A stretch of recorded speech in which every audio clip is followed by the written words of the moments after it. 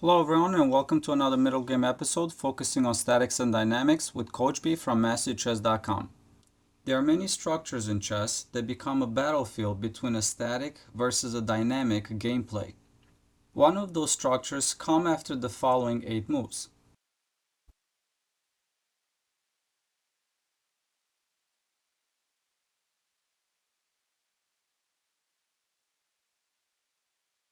And this is a common position that arises, especially in the Nimzo Indian, but it could also arise from other openings as well. Here, if Black isn't familiar with this general structure, he might be tempted to follow up with bishop to b7, followed by d6 and knight to d7. However, those normal developing moves would demonstrate a complete lack of understanding about the statics and dynamics of this position. Here, White claims a dynamic advantage, having two bishops, a huge pawn center, and also kingside attacking chances. Black, however, should go after the static weakness, which is the pawn on c4. If he realizes that c4 is the target, then he will understand that bishop to b7 cannot be the right move here, as it has nothing to do with pressuring the c4 pawn. Placing the knight on d7 is also illogical, since it wouldn't be contributing to the kill of the pawn on c4. However, if Black will understand what his clear goal is, then he will know that the correct move here is bishop to a6, hitting the c4 pawn. After something like knight to h3, then knight to c6, intending to go on a5, hitting c4 again. I also want to add that the knight on e8 might look goofy there. However, as it turns out, the e8 square is a very flexible square for the knight. It gets out of the way of the f7 pawn, which can now help block a white attack by a well-timed f7 to f5. In some cases, it could add to the king's defense by g6 and knight to g7, and it could also join the group assaulting the c4 pawn by knight to d6. So now let's take a look at a game played by Neumann versus Anderssen in 1870, where this basic structure arises and the same plans are employed. It's hard to believe that they knew this stuff even over 155 years ago. This wonderful battle will serve as an excellent illustration between a static versus a dynamic war. And I'm just going to fast forward through the moves and stop at the critical moments of this game.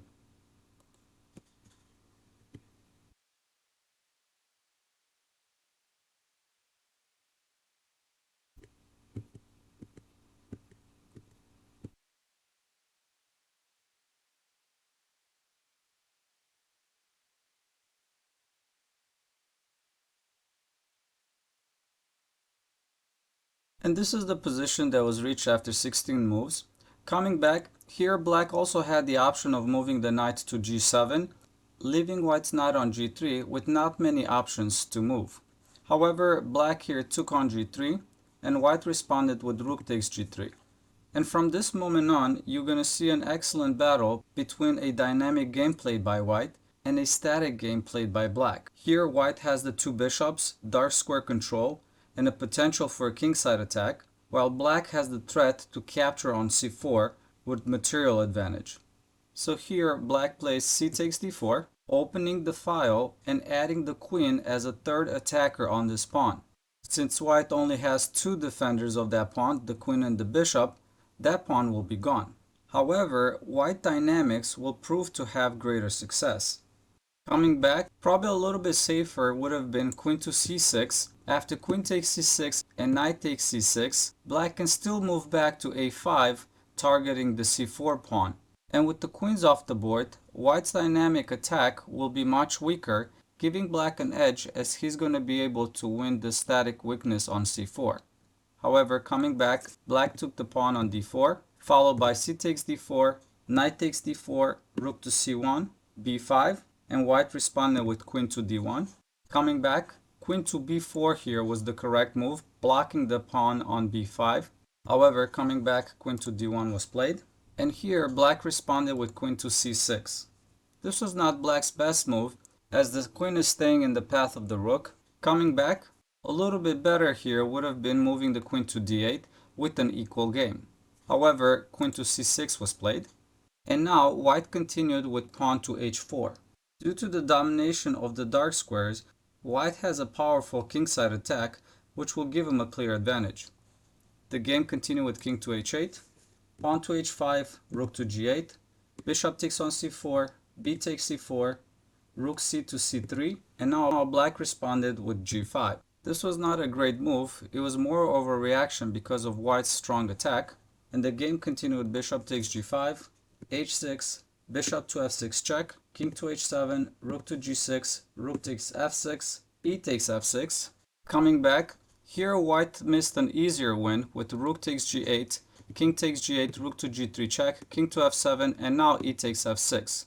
However, coming back, white responded with e takes f6, rook takes g6, h takes g6 check, king takes g6, rook to g3 check, king takes f6, and from here, white went on winning this game, and I'm just going to fast forward through the moves to see the continuation till the end.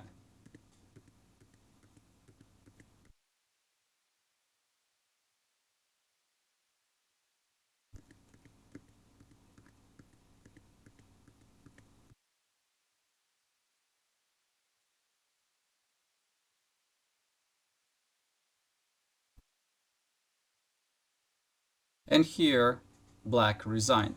In this game, black had pressure against the c4 pawn, a static structure of surplus, and eventually won it, gaining a static material advantage. However, white's dynamic imbalances turned out to be more important. As you've seen in this video, and if you followed my series on statics versus dynamics, you saw that the most games so far were won by the player playing a dynamic game. Also, in my experience as a coach over 15 years, I want to say that most games were won by dynamic players. But I don't want you to think that this is always the case.